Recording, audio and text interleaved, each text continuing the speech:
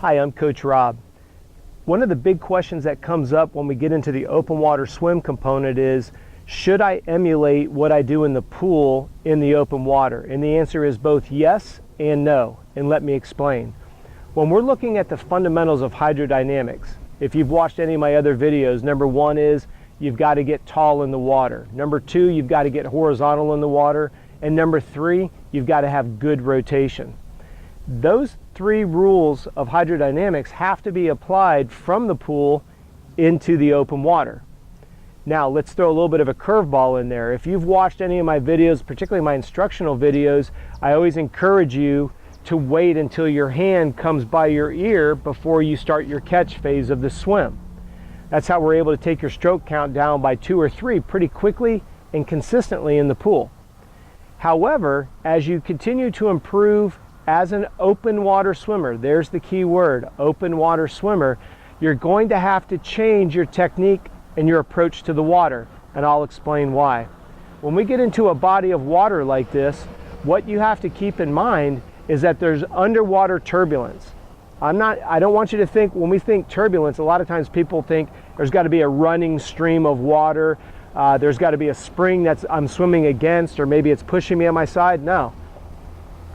As the wind blows, literally, it creates underwater turbulence. That's why when you come up on a big body of water and the wind's blowing, you notice how the waves start to form. That's all stemming from the air above. If you're in an ocean environment, yes, you would have undertow and currents like that, which only complicates and adds to the complexity of underwater turbulence. So here's what I want you to think about. When we're swimming in the pool and we're trying to improve our distance per stroke, we're trying to decrease how fast we can, if we were doing a 100-yard interval, we want to decrease our elapsed time, and we want to do it in the most efficient way possible.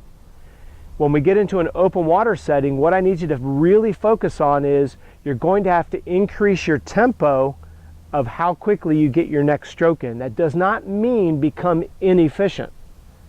So for example, when you're in an open water environment, you have to think about the prop of a boat. It's constantly looking for resistance against the water to keep itself propelling, and you need to think about it the same way. So in an open water setting like this, if you allow yourself to glide 1 second, 2 seconds too long, you literally are going to be slowed down by the underwater turbulence.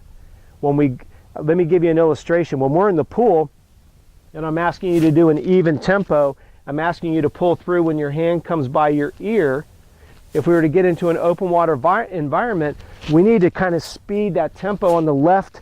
If I'm looking and I'm swimming straight at you, it's how quickly you can get from the left to the right.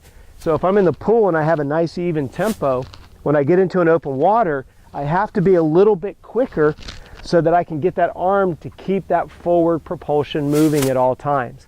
It's so important that you change your mental mindset ever so slightly in an open water environment.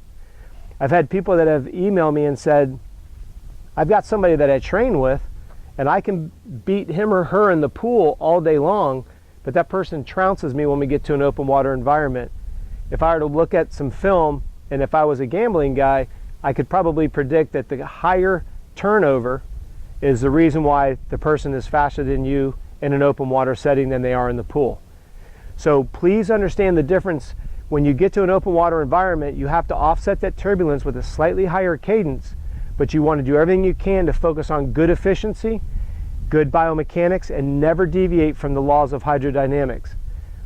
If you'll do this, you'll notice that your speed will get better in the open water, you'll have improved endurance, and that'll set you up for a better bike and an overall better race.